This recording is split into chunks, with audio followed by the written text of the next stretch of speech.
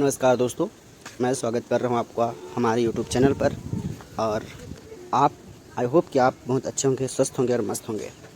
मैं आपको एक चीज़ इम्पॉर्टेंट बात बताना चाह रहा हूँ।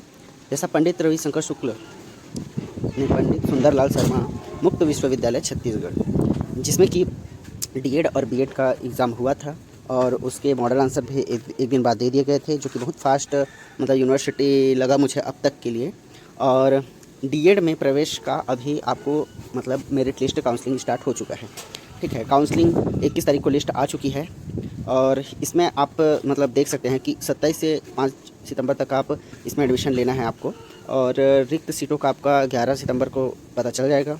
उसी प्रकार 16 से सितंबर से 24 सितंबर के बीच आपका द्वितीय काउंसलिंग का लिस्ट आ जाएगा। वैसे ही अगर सीट बच गई तो 17 को मतलब बाकी तीसरा काउंसलिंग किया जाएगा। इस प्रकार से काउंसलिंग होता रहेगा। आप जब इस पीडीएफ को नीचे स्क्रॉल करोगे तो आपको पता चलेगा कि आपको बीएड के लिए क्या अर्हता चाहिए और क्या नहीं चाहिए। जैसा कि आपको अभ्यर्थियों को पता ही रहता है और होगा ही, क्योंकि कोई भी इतने बड़े एग्ज़ाम को दिला रहा है और हज़ार रुपये अपना दे रहा है फॉर्म भरने के लिए, तो आई होप कि वो मतलब उस कोर्स को करने के लिए ही सजग है, इसीलिए ही वो उस फॉर्म को डाला है। यहाँ पर लगभग 29 आपको केंद्र मिलेंगे जहाँ पर आपका डॉक्यूमेंट वेरिफिकेशन किया जाएगा। मतलब आपके डॉक्यूमेंट जो है वो सही सलामत हैं या कुछ कमी है या कुछ प्रॉब्लम है, ये सब चीज़ आपको उन 29 स्कूलों में, कॉलेजों में आपका देखा जाएगा। उसके बाद जहाँ पर आपका आवंटन किया रहेगा उस जगह पर जाकर आपका डॉक्यूमेंट वेरिफिकेशन आपका एडमिशन लिया जाएगा। एडमिशन के लिए आपको पता होगा कि 1300 रुपये लगभग मतलब 10,300 रुपये आपका 1 साल का फ़ीस है। उसी प्रकार 2 साल का आप मोटा मोटा मान के चलिए लगभग 21,000 रुपये आपका फ़ीस रहेगा। उसी प्रकार मैं आगे एक जानकारी बताना चाह रहा हूँ कि आपका जैसे काउंसलिंग में नाम जिस हिसाब से आया होगा, ठीक है, जैसा कि मतलब ओबीसी का मैं बताना चाहता हूँ। जनरल का तो आप 75 के ऊपर ही ले लो, जितने भी 75 लगभग हैं, 74 लगभग उन लोग का नाम आ चुका है। अब रहा बात ओबीसी का लगभग आ चुका है आपका 70 तक। 70 में आपका उन लोग का है जो ओबीसी में पीएच या हैंडीकैप्ड मतलब रिजर्वेशन सीट से हैं, उन लोग के लिए है। बाकी ओबीसी अगर नॉर्मल देखा जाए तो 74 आपका कट ऑफ गया है लास्ट।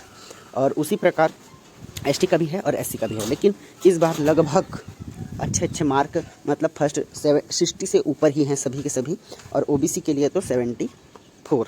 ठीक, वैसे ही आप लगभग ये 2400 सीट के लिए तो डाल चुका है, स्टूडेंट लोग का नाम ला चुका है। अब इसमें से अगर कुछ 5% या 10% स्टूडेंट एडमिशन नहीं भी लेते हैं तो अगला काउंसलिंग जब आएगा आपका, तो क्योंकि 2400 स्टूडेंट में ऐसा तो नहीं रहेगा कि 24 के 2400 सीट मतलब उन लोग एडमिशन ले लेंगे। इसका डॉक्यूमेंट क्लियर नहीं रहेगा तो कहीं किसी को जॉब लग गई है या कहीं किसी को कुछ समस्या है, तो ऐसे वैसे करके, या किसी का कुछ एज नहीं हुआ या कुछ भी ऐसा है, तो ये सब चीज़ पकड़ के, या कोई ऐसे ही फॉर्म डाल देता है, कोई ऐसी एडमिशन ले लेता है मतलब फॉर्म डाल देता है। इस हिसाब से आप देख पाएंगे कि आपको लगभग आपको लगभग 500-600-700 की सीट अराउंड आपको फिर से एक नई काउंसलिंग में आपका आएगा।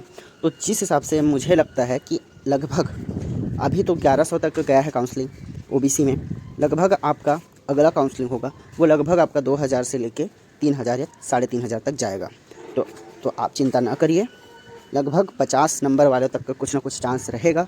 और होप मत छोड़िए, और आगे आप जब देखते रहिए, यूट्यूब में देखते रहिए, मेरे चैनल को आप सब्सक्राइब जरूर करिए, क्योंकि मैं अपडेट्स डालते रहूँगा कि आपका सेकंड काउंसलिंग कब हो रहा है, कब आएगा आपका लिस्ट। आपको कोई काउंसलिंग कराने की ज़रूरत नहीं है। जैसा कि व्यापम अपनी वेबसाइट पे काउंसलिंग करवाता है ना, वैसा नहीं होता है। जैसा सुंदरलाल शर्मा में आप एग्ज़ाम फॉर्म डाले होंगे व्यापम के एंट्रेंस एग्ज़ाम, उसी फीस में आपका काउंसलिंग भी हो गया और आपका एंट्रेंस एग्ज़ाम का फॉर्म भी डल गया।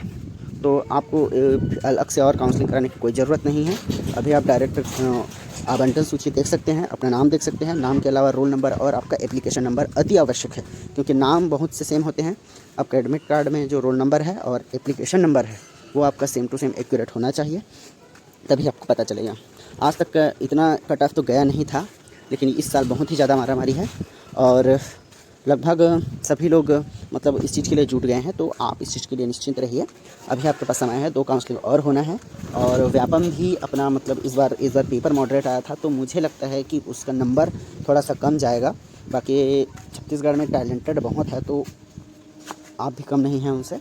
आप लगे रहिए और आपका एडमिशन भी हो सकता है, निश्चिंत रहिए।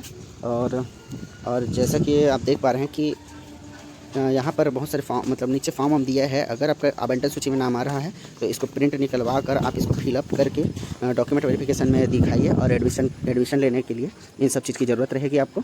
ऐसे ही जानकारी अपडेट प्राप्त करने के लिए आप हमारे यूट्यूब चैनल को लाइक, सब्सक्राइब और शेयर ज़रूर करिए। धन्यवाद। खुश रहें, मस्त रहें, स्वस्थ रहें।